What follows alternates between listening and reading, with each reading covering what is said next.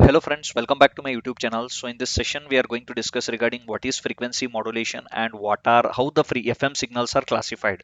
So this is the main thing which is discussed in this session. So let us quickly start with the session. So please watch the entire session so that you will not miss out the topics in between. So what is this frequency modulation? So it is a type of modulation. Yes, definitely. So what as I told you, this is a type of angle modulation in previous sessions. So I have conducted one session on angle modulation. So please watch that particular session if you want to know much about it. So it is a kind of angle modulation. It is a type of angle modulation technique. So for brief, I will just tell you angle modulation. It is a type of modulation in which the phase angle of a carrier wave is varied in accordance with the modulating signal or message signal or baseband signal. So this is the angle modulation. So I have already told like in the previous session, like angle modulation has two types, that is frequency modulation and phase modulation. So this is all about frequency modulation and it is a type of angle modulation.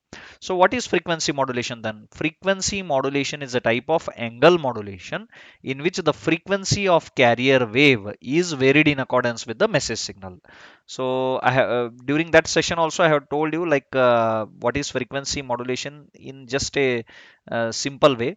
But here I am just trying to repeat it like frequency of carrier wave is varied in accordance with the message signal.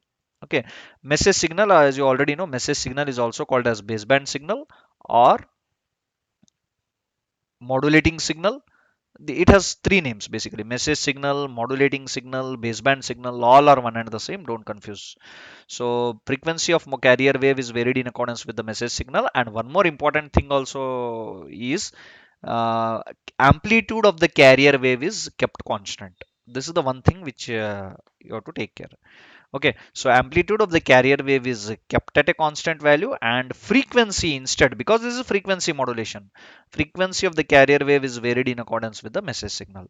So now, definitely now how the FM signal we will get it by doing this frequency, by varying the frequency of carrier wave in accordance with the message signal, we will get it by keeping amplitude constant. So now FM signal also are classified based on their band levels. So classification of FM signals can be done in two ways.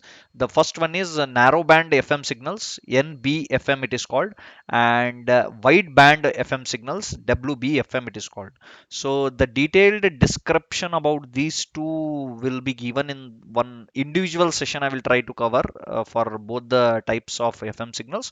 So till then, you please, I hope it is very clear now what is FM modulation and how FM signals are classified. Okay. So individually, I will try to cover much detail about frequency modulation as well, and the types of FM signals also, such as narrowband FM signals and wideband FM signals.